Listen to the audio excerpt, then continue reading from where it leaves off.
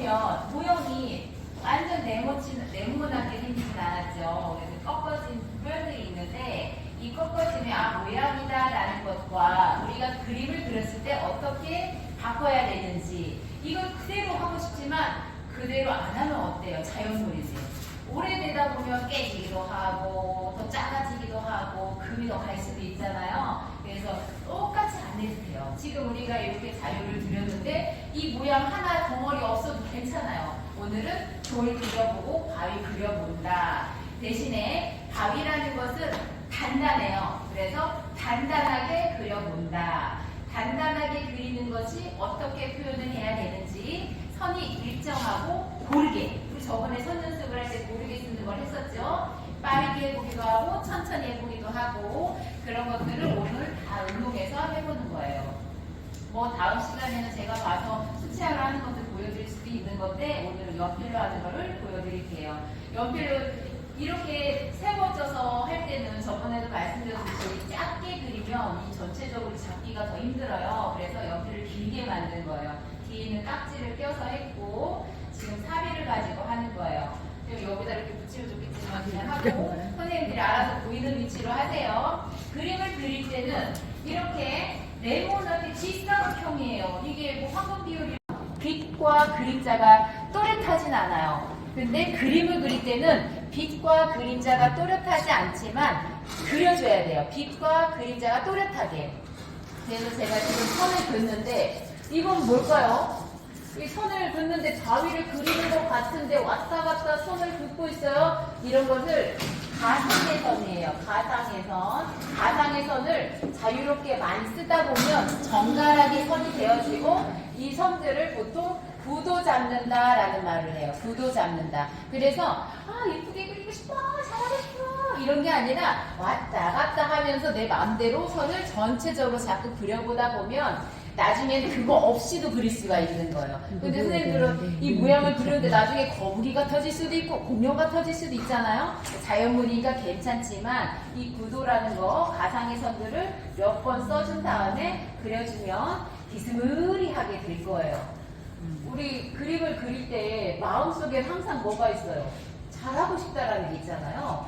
그거는 이제 저번에도 말씀드렸지만 항상 누구나 같아요. 그런데 뭘 해보면서 오늘 내가 배운 거, 내가 얻어간 것만 생각하시면 됩니다. 제가 보세요. 지금 연필 쓸 때 밑에서 올리고 왔다 갔다 했죠? 이게 선을 자유롭게 쓰는 방법들이에요. 그리고 선을 쓸 때 제가 뚝뚝 끊었잖아요. 이런 것들이 끝과 끝이 만났을 때 점으로 이어지는 것들인데 그게 꺾어지는 면이고 꺾어지는 면을 강하게 해주시면 돼요. 여기에다 갑자기 진하게 하면 그림이 잘 그렸는데 왠지 이상해. 그럴 때는 뭔가 이상하다는 걸 얘기하는 게 꺾어지는 부분이 강하게 된다 이렇게 생각하시면 돼요. 그림에다가 강약 그리고 바위니까 스케치를 흐리게 하는 것보다 나중에 색감을 어느 정도 있게 해주는 게 좋아요. 그리고 밑에는 자연물이니까 풀이 있죠. 우리가 풀 그려봅시다 하면은 꼭 3개라서 하나, 둘, 셋 이쁘게 하잖아요. 못 심은 것처럼. 실제 모두 3개씩은 아니지만. 그런데 이런 거 그릴 때도 자유분방하게 하시면 돼요. 여러 가지가 이제 복합적인 것처럼 보이는데 단순한 거예요. 이거는 바위 하나 그리고 풀 하나, 풀 밑에다가 그려보는 거. 지금 이 정도만 살짝 했는데 벌써 구도 잡힌 거나 마찬가지고요. 이 상태에서 다시 오늘 마이크가 또 안 나오네. 총 2번째 쓰는 거라서. 자, 이거 보세요. 쭉쭉쭉쭉쭉쭉쭉 종이가 크니까 제가 팔을 많이 쓰게 될 거예요. 자, 흘러가면서 잡아주는 선들 쭉쭉쭉쭉쭉쭉 한 번에 해도 진하게 할 수는 있겠는데 아까 우리 저기 선생님한테 제가 말씀드렸듯이 여러 번 겹쳤을 때는 우리가 미술 용어로 말할 때 밀도가 높아진다. 쉽게 말하면 진해진다. 그리고 진하게만 하는 게 아니라 단단한 효과가 난다예요. 한 번에 진하게 할 수 있지만 여러 번 선을 그려가지고 겹쳐서 중첩이 되는 효과, 그걸 얘기를 하는 거고, 지금 제가 빛을 이쪽에서 오게끔 만들었어요. 빛은 우리 하늘에 있고 태양이 어디 있는 거에 따라서 다르겠지만 왼쪽이냐 위냐 오른쪽 이거는 내가 정해주는 거예요. 우리가 하늘 빛이 너무나 광활하기 때문에 어디다가 해야 될지 모른단 말이에요. 그리고 실제로 보면 다 그냥 회색으로 보여요, 돌이. 그러니까 내가 그림으로 바꿀 때는 정해준다 해서 밝은 부분이 많고 밑에 부분이 어두워지는데 빛을 이쪽으로 정했어요. 그러면 아랫부분과 요 밑에가 어두워지겠죠. 그러면 알고 있어. 근데 그림에도 그 과정을 넣어야 돼요.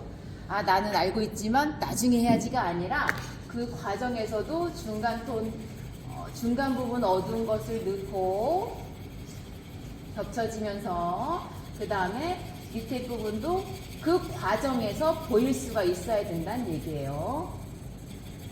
자, 그리고 한번 칠한 거에다가 방향만 살짝 바꿔서 조금 더 진하게 아까 했던데 한 번 더 겹쳐지고 쭉쭉쭉쭉쭉쭉. 우리가 그림을 그릴 때 연필을 다루는 능력을 향상시키면 제일 좋은 거는 뭐냐면 잘 그리는 게 문제가 아니라 연필을 많이 다루다 보면 잘 그려지는 거 이전에 자신감이 생겨요. 자신감이 생기면 저절로 잘하게 되거든요.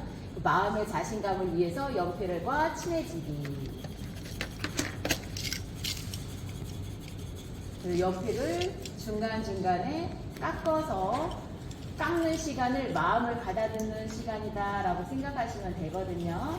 그래서 제가 이렇게 과정을 좀 보여드리는 거고 이런 것을 시연이라고 그래요. 우리 전 수업에서는 책상에 앉아서 막 완성 단계까지 했는데 이렇게 하다가 선생님들 그리는 시간 가지시면 제가 완성해 놓고 이런 식으로 할게요.